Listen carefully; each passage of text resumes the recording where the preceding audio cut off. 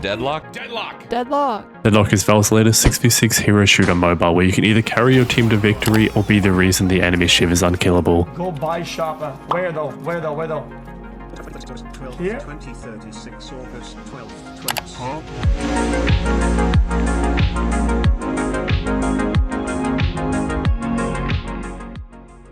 How do you become the unkillable carry? In MOBAs like Deadlock, it's all about the small wins to get an advantage over the enemy to slowly build a bigger and bigger lead until you're unstoppable. And with that, our game plan starts in the laning phase.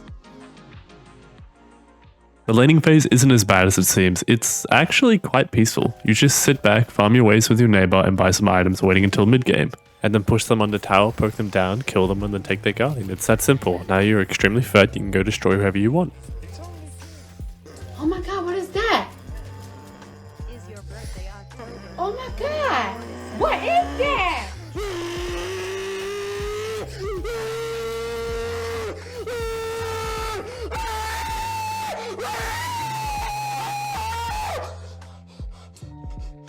Before you uninstall Deadlock and go back to whatever dying game you came from, let's have a look at how to dominate your lane so you can get an early lead.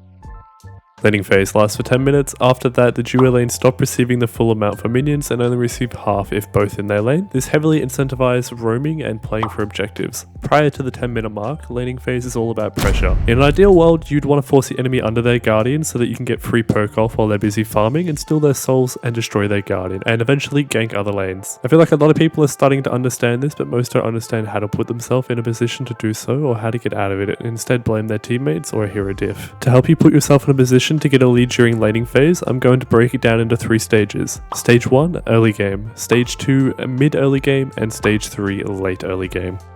Early game, your only priority is to push the wave as fast as possible while taking the least amount of damage. The fastest way to do this is to position yourself forward, ideally avoiding the side the enemy goes to, and heavy meleeing the wave. If you're not already aware, heavy meleeing the wave does more damage earlier than shooting the minions, but to optimize your damage, you'll want to also shoot in between melees. If you hold both your Q and mouse 1 buttons, this will automatically shoot in between melees and do the most damage possible. This is also great for killing the mid boss and other jungle camps faster as well. If at any point the enemy decides to fight you, you can fight them, but ideally you just either back up or move to the other side of the lane to kill the minions. And if you have any kind of AoE abilities, you can use them to push the wave and poke the enemies at the same time, but I wouldn't use your abilities to push the wave if you don't also poke the enemies. If you do this, the enemy could punish you when your abilities are down because they'd have the advantage over you. After pushing the wave, you will likely have to push the second wave at the enemy steps. Don't be afraid to get the minions low and then melee groups of them at the same time. If the enemy does try to fight you, you can always just dash away. If you're too low to be able to push up, just sit under the bridge and shoot the minions and do your best to melee where possible. If you're able to, don't be afraid to poke the enemy between waves, or if you get the wave under tower. At this point, I prefer to poke the enemy where possible rather than stealing souls. If you get the enemy low enough, they won't be able to stop you from pushing the wave, and you can potentially catch them out of position and finish them, force them out of lane, or take the guardian and begin ganking other lanes. Once you have enough money to buy your first item or two, there's 2 items you should consider buying before anything else: healing rite and monster rounds. If you're low on health, go healing rite. It will likely fully heal you, and more often than not, by the time you're low again, it's back up. If not, monster rounds is amazing for pushing. It gives you 6% weapon damage, plus 35% weapon damage versus NPCs, and plus 30% bullet resist versus NPCs.